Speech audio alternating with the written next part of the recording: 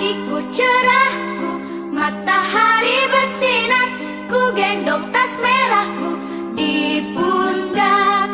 Selamat pagi semua, ku nantikan dirimu di depan kelasmu, menantikan kami. Guruku tersayang, guru tercinta, tanpamu apa? Assalamualaikum. Waalaikumsalam warahmatullahi wabarakatuh. Said, Yaman. Sebelum kita mulai pembelajaran, marilah kita berdoa bersama-sama. Berdoa dimulai. Bismillahirrahmanirrahim. Rabbi zidna ilman warzuqna fahman. Salaman. Assalamualaikum warahmatullahi wabarakatuh. Waalaikumsalam warahmatullahi wabarakatuh. Bagaimana kabarnya hari ini? Hedon, Hadir Pak. Muhammad Fahri. Hadir Pak. Materi kita hari ini adalah tentang hormat dan patuh kepada orang tua dan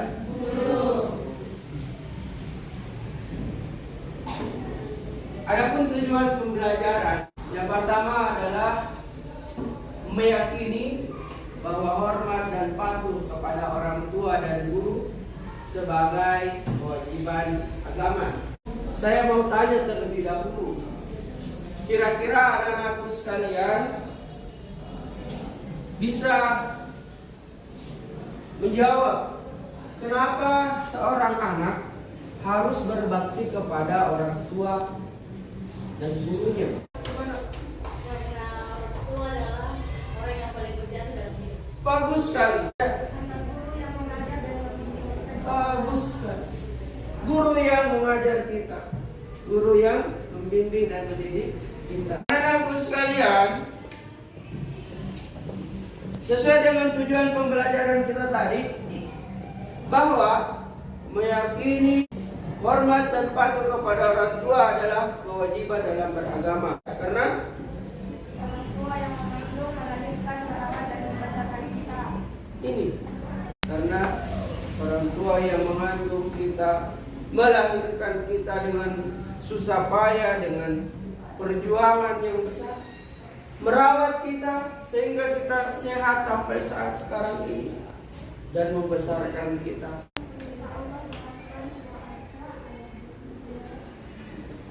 Karena ada perintah Allah dalam Al-Quran.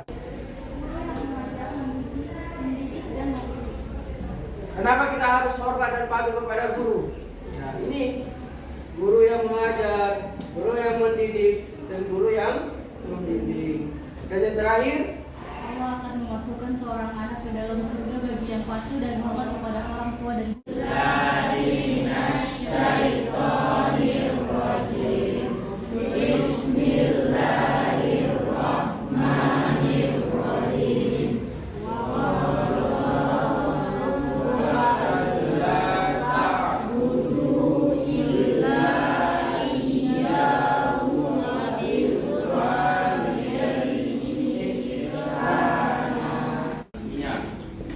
Dan Tuhanmu telah memerintahkan supaya kamu jangan menambah selaisia dan hendaklah kamu berbuat baik kepada ibu bapakmu.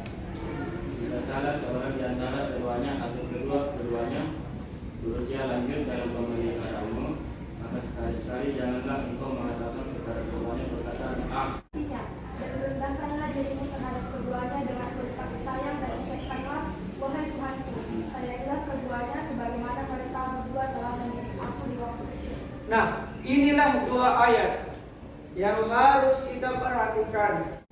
Seorang anak tidak boleh berkata A, tidak boleh berkata A, atau tidak boleh banyak alasan ketika kita disuruh oleh orang tua dan guru. Di antara penjelasan ayat ini, seorang anak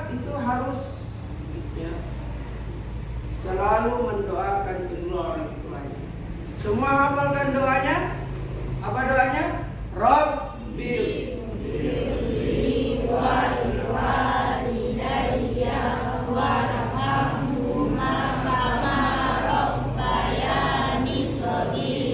semua hafal ya. Jadi itu harus kita sering amalkan ketika kita berdoa. Baik yang masih hidup maupun orang tua kita yang telah meninggal dunia. Kisah Uwais Al-Qarni, pemuda yang terkenal di langit. Kisah ini bercerita tentang seorang pemuda bernama Uwais Al-Qarni yang hidup pada zaman Nabi Muhammad SAW. Nama Al-Qarni yang disematkan padanya memiliki arti yang dalam bahasa Arab penghuni langit.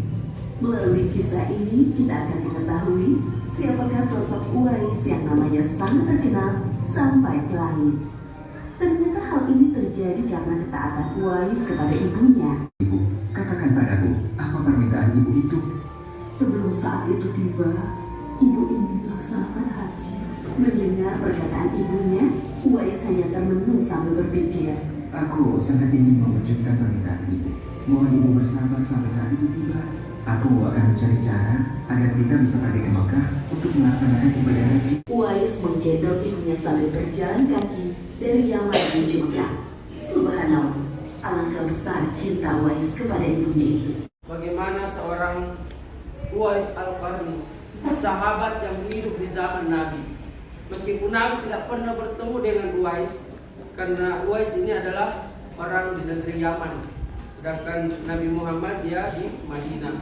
Pada saat dia berkunjung ke rumahnya, Nabi dalam keadaan dia pergi berperang. Istrinya ini menceritakan bahwa ada seorang laki-laki, seorang anak laki-laki pemuda yang datang ke rumahnya, kemudian dia sampaikan kepada Rasulullah, dan itu langsung disampaikan oleh Allah bahwa pemuda ini adalah orang yang selalu berbakti kepada orang tua. Coba bayangkan dari negeri Yaman ke Mekah digendong orang tua yang ruku. Bagaimana cara berbakti kepada orang tua di dalam kehidupan kita?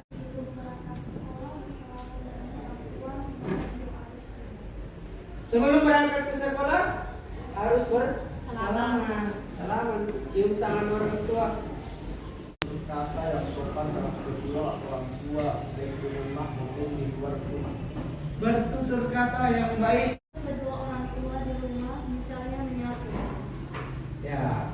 Salah satu contoh cara berbakti kepada orang tua di rumah adalah membantu membersihkan rumah, menyapu, ngepel, cuci piring. Ya. Itu cara kita untuk berterima kasih kepada orang tua di rumah. Laksanakan amanah orang tua untuk belajar dengan giat. Ya.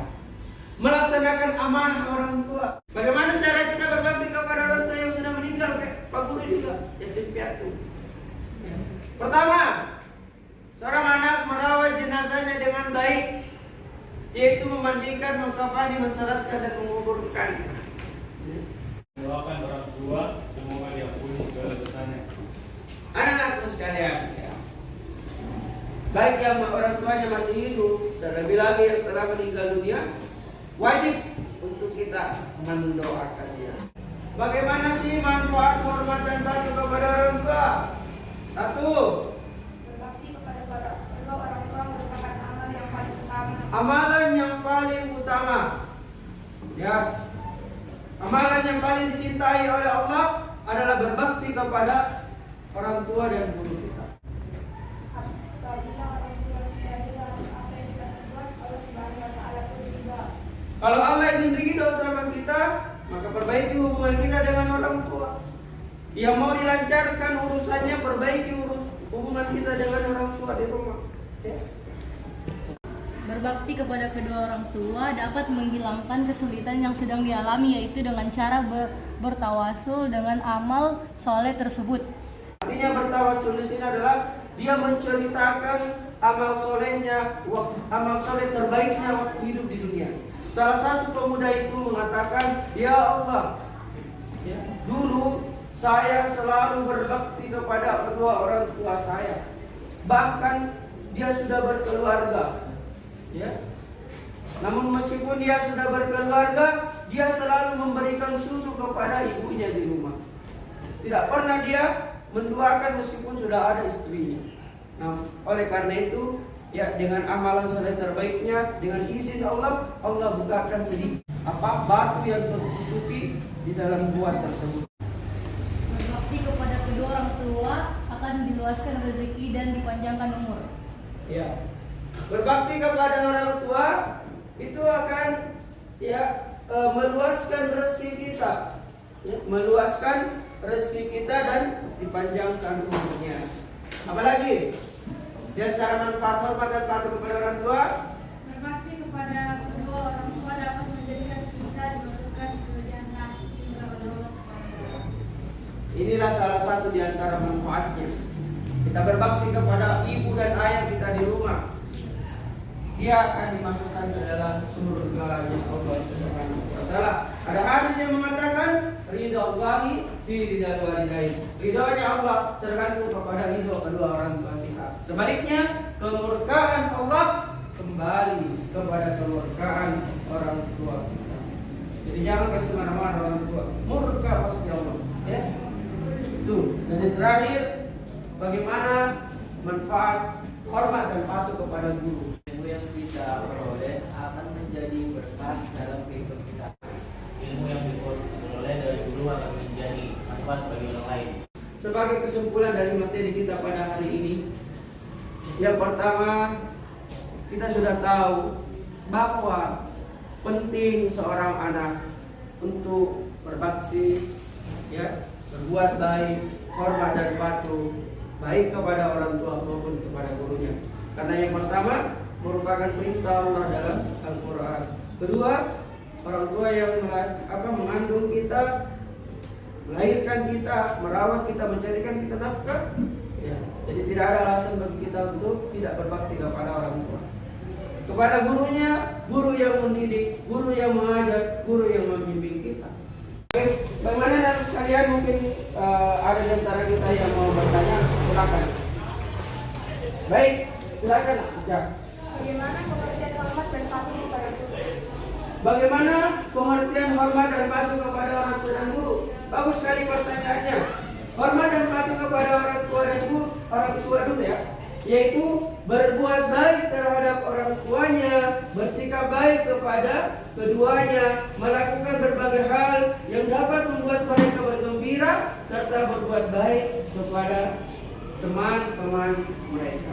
Ada lagi yang mau bertanya? Oh iya, silakan, Pak Ari. Bagaimana hikmah hormat kepada orang tua dan guru? Adapun hikmah, ya, hikmah kita berbuat baik kepada orang tuanya, yang pertama, salah satu amalan yang paling dicintai oleh Allah.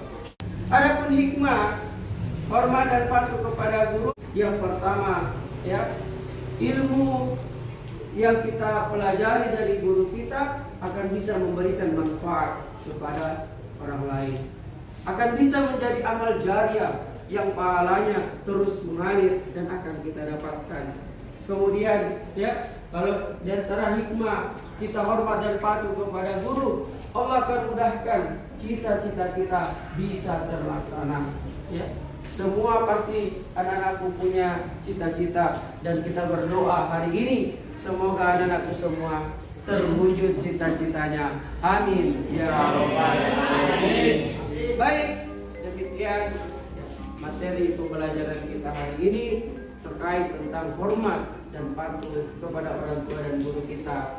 Semoga, ya, apa yang telah kita pelajari bisa kita amalkan dalam kehidupan kita sehari-hari, terkhusus di rumah kita maupun di sekolah kita. Jaga hubungan kita dengan orang tua maupun kepada gurunya. Semoga bermanfaat.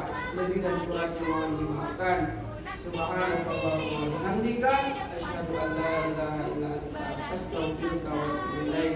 Wassalamualaikum warahmatullahi